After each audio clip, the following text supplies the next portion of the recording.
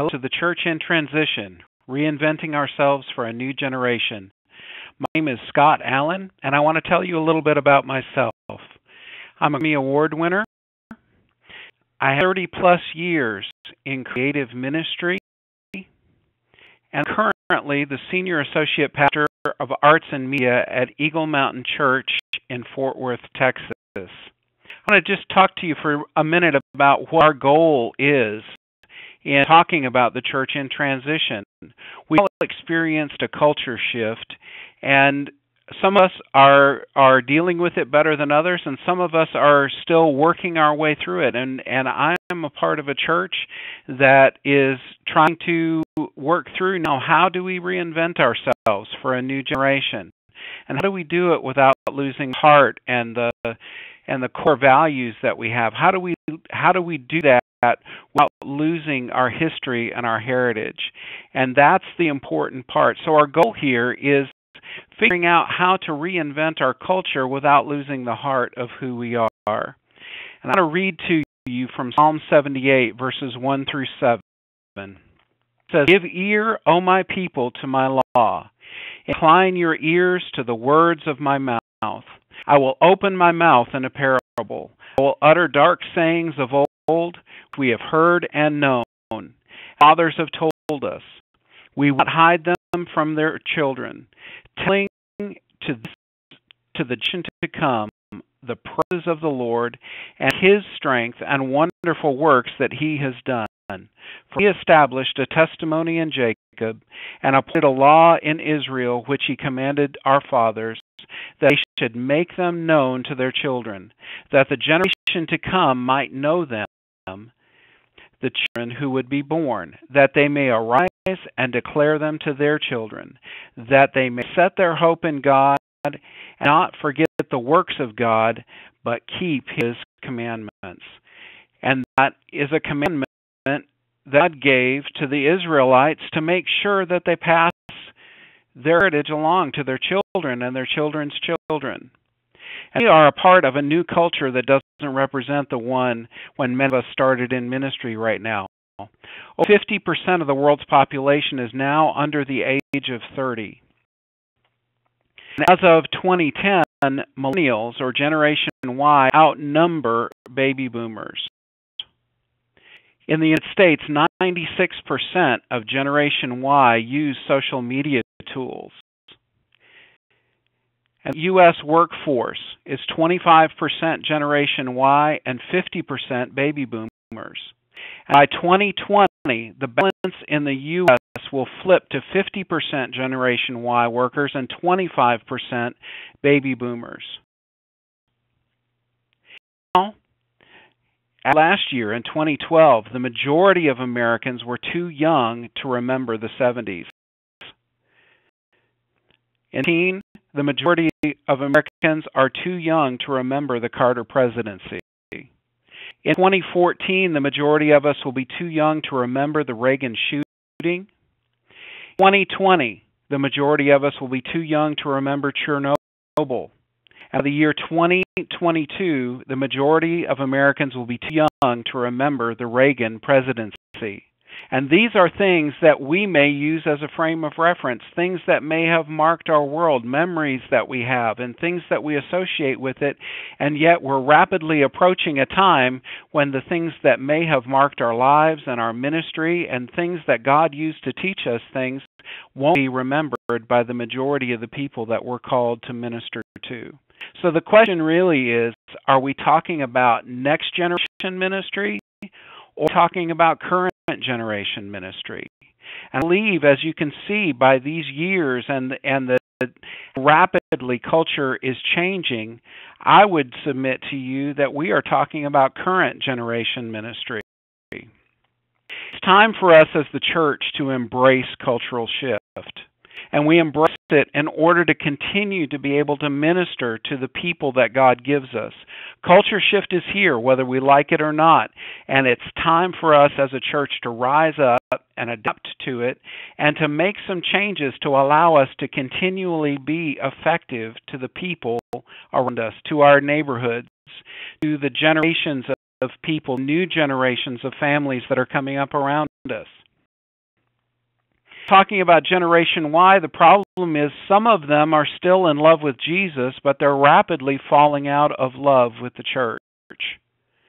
And for us to be able to minister to them, they need to know that we love them, and we need to know how to effectively touch and reach them.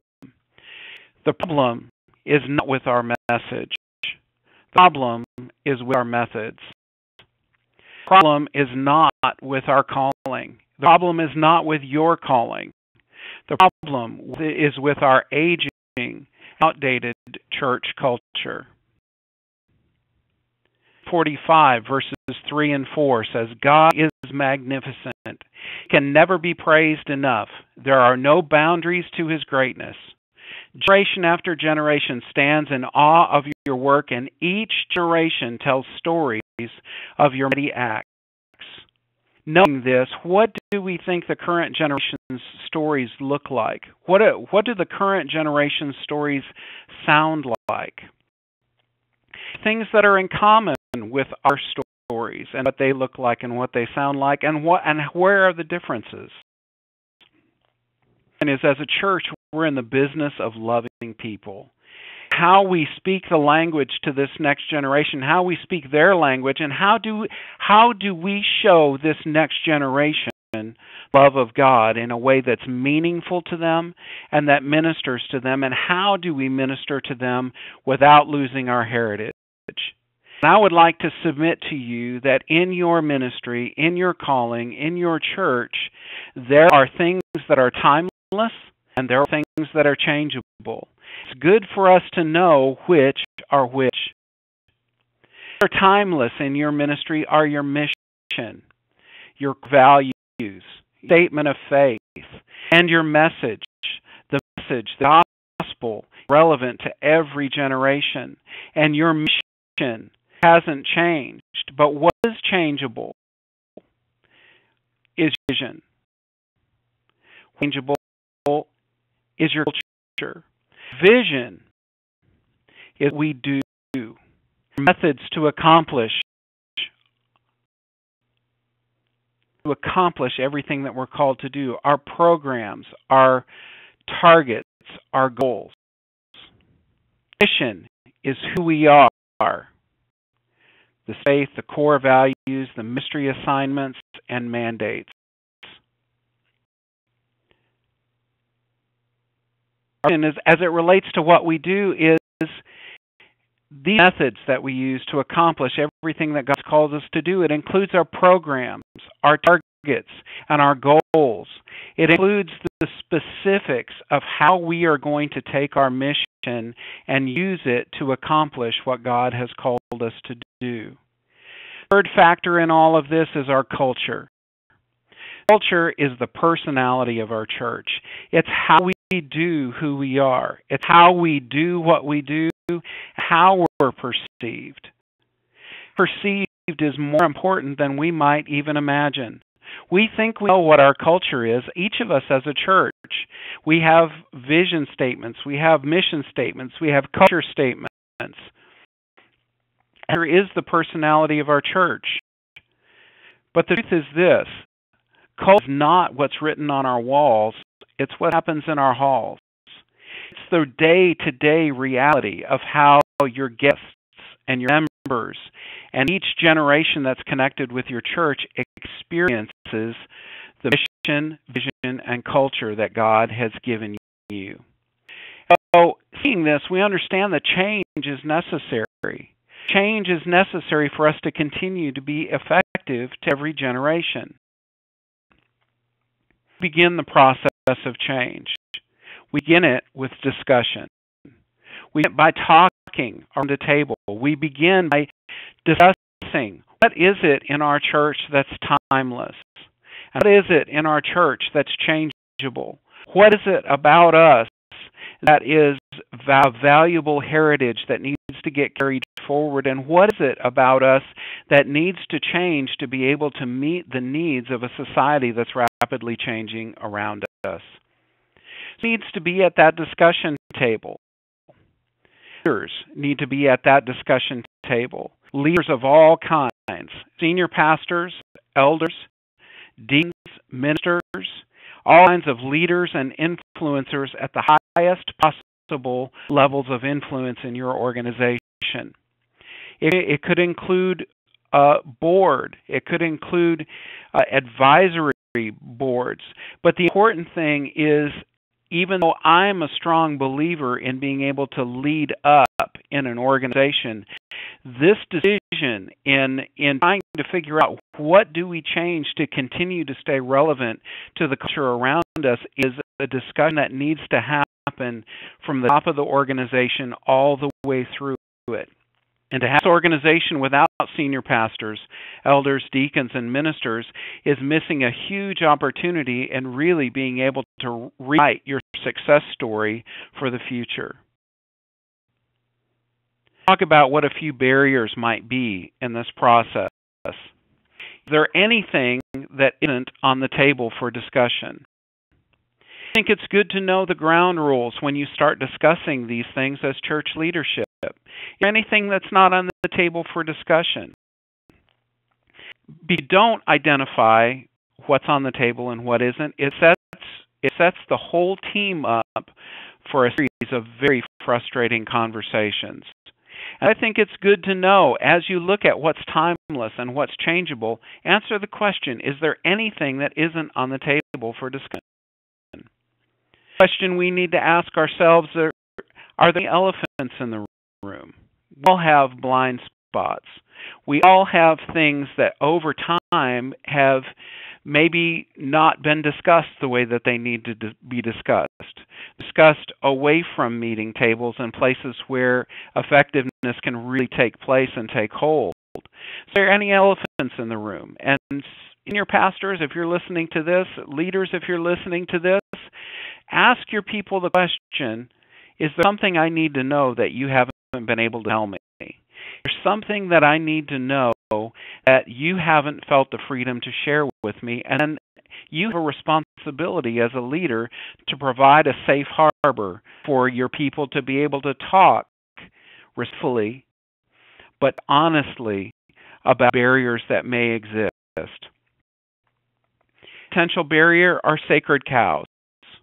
Maybe mindsets that drive things that we do that were good for past generations, or maybe effective ways to reach out to our community in the 80s or 90s or even the early 2000s, but may not be the most effective methods. They may not be the most effective mindsets for us to continue successfully ministering to our congregation and ministering to our community around us. The things that I think will help us all is that if we begin to look at doing church with a missionary mindset, if you were a missionary going on a foreign mission field, you would want to learn everything that you could about the people that you were going to minister to. You want to know the ins and outs of their culture. You would want to know their phrases. You would want to know their history. You would want to know the things that have driven their worldview. And at church, we tend to assume that we know in the communities around us what mindset, what the culture, what the worldview of our target audience is. And it's important to answer the question, who is your target audience? One is not a target audience. But you can specifically say that you want to target a certain people group. You want to target men or fathers. With that will come the entire family. Or you want to target young families. Well, with that, you need to bear in mind that that's not the only people we want to minister to, but these are the people that we're trying to be able to minister to. So what's the culture of your target audience? Who are they? What do they need? What's their language? We call ourselves here, and we've been called by others, a place where love is king. And so we ask ourselves, based on being a place where love is king at our local church, what language do we need to speak to somebody so that it is a place where love is king to them, to their generation, to their life stage, to their worldview? Which leads me to the next question, what is their worldview? How do they view the church? How do they view God? How do they view in your mission? And do you have any bridges that you need to build there? And last question you need to ask yourself is, who is currently in your pews? And in the process of changing your culture to meet the needs of a changing culture outside of your doors and outside of your property, it may be a different audience from your target audience. Look at what you need to do to build the bridge, not to exclude the people that are already in your midst, but how do you expand your influence to be able to include people outside of your current sphere of influence, and talk about ways in building those bridges. Steps that we need to go through, every organization, I believe, needs to go through, is you need to ask yourself what needs to change. To identify the cultural gaps between where you are and where you need to be. This is very important. You need to detangle the what and how of ministry.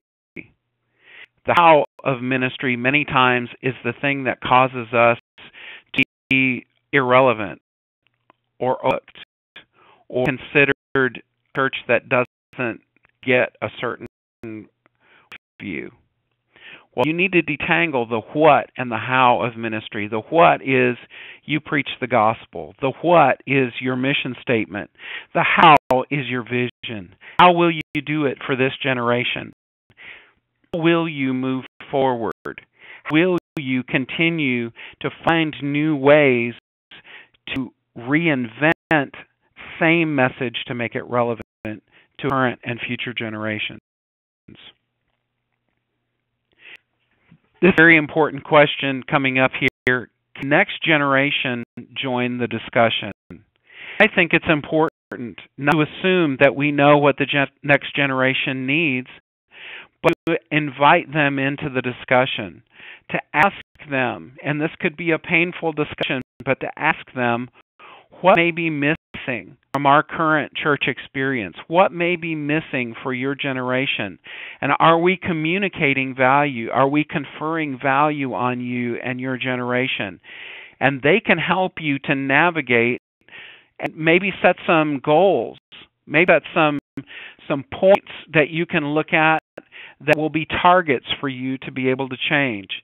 And if next generation leaders and congregants join the discussion, what is their role in the process? What are you expecting from them? And do you know what you expect from them?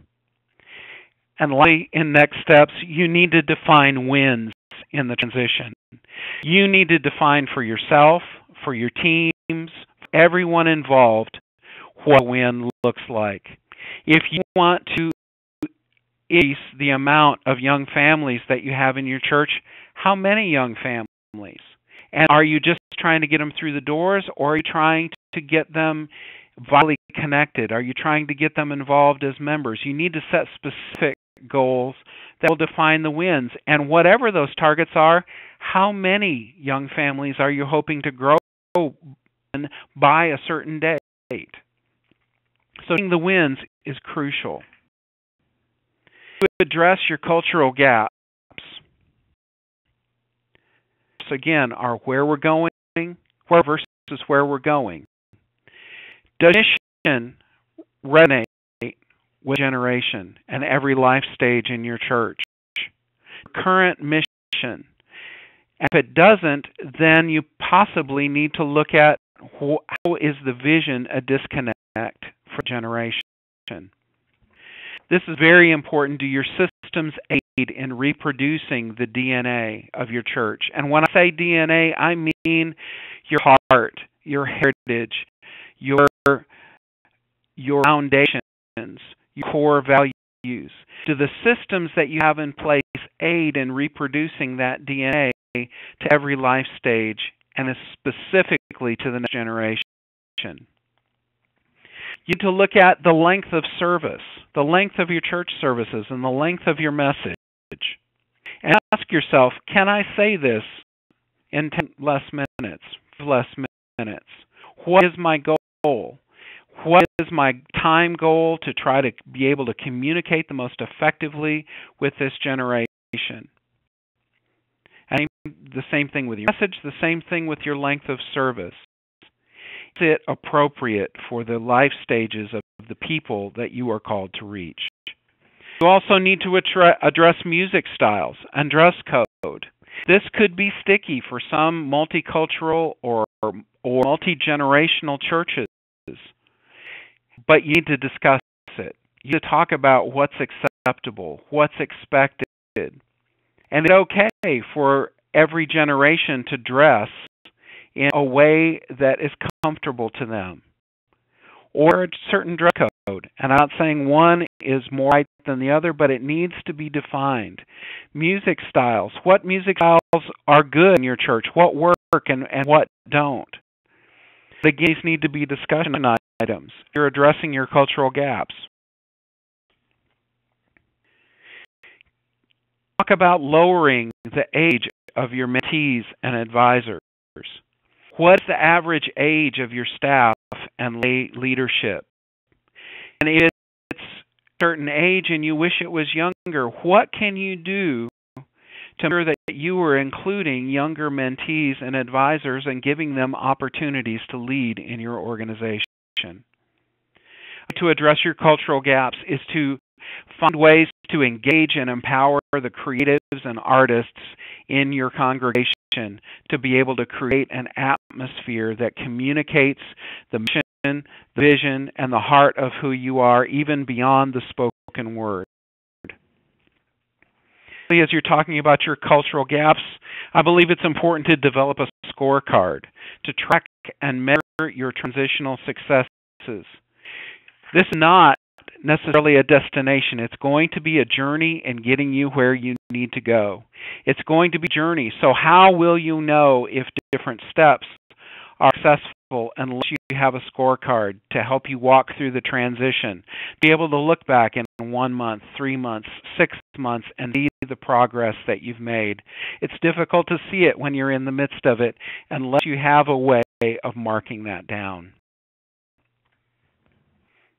For a minute about branding. Branding is truth in advertising. Most churches, some churches, let me just say it this way, think if we have a new logo and a website and a new look for our artwork, that is a new branding campaign for us. But I'd like to submit to you that real branding is about truth in advertising. A logo and website alone won't cut it. You need to ask the question, are we really changing? And does our artwork reflect who we are? And are we who we claim to be? What we claim to be? Does a graphic refresh on your website or the look of your sanctuary, does it reflect the truth in advertising? Does it reflect who and what you claim to be? I think oftentimes people are more astute at that than we are.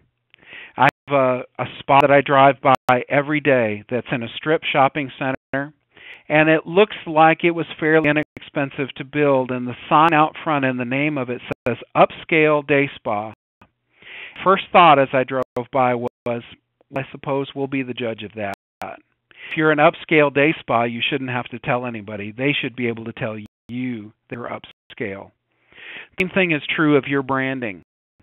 Guests, current members, people that come in from the community, they'll be able to tell you who you are and be able to help you to realize if you are really what and who you claim to be. We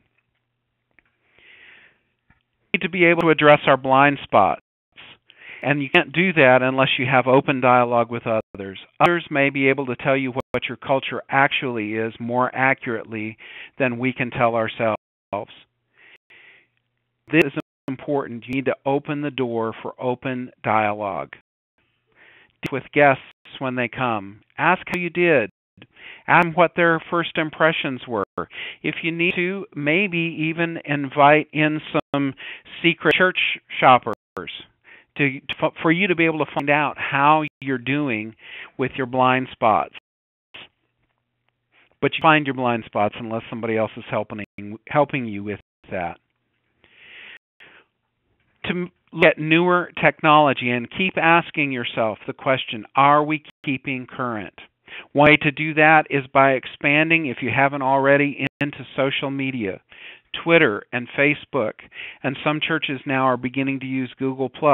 But it's important to remember, if you start using social media, it is a conversation. It's not a way to broadcast. We've actually led people to Jesus through posts that we've done in social media, but if we hadn't monitored it, we would have missed an opportunity to be able to minister to somebody. Sometimes people share their prayer requests with you through social media because something that you've posted has touched their heart. So it's important to monitor that and realize that in social media you're entering into conversation with people. So the practical things that you can look at is the lighting in your church, the lighting in your sanctuary. Is it bright? Does it communicate who you are? And other pieces that you can look at are audio and video technologies. And ask yourself, is it time for a refresh? The bottom line in all that we're looking at is God's will is succession. God's will for you and your church and your message and your history, your heritage, is for succession, for it to continue on to a future generation. And all through the Bible, you see successors that started as apprentices and people serving. You see that in Moses to Joshua. You see it in Elijah to Elisha. You see it in Jesus to the disciples, and you see it in the relationship even of Paul and Timothy. See it in the relationship even between the apostles and the early church, being able to raise up leaders in generation, being able to pass on a succession plan and have a legacy. This raises the question, what is your succession plan? Do you want what's next in line? You're 20 years away from your next ministry assignment, but clear who's next in line. And are you already beginning to prepare for the future of your church and ministry with you as lead?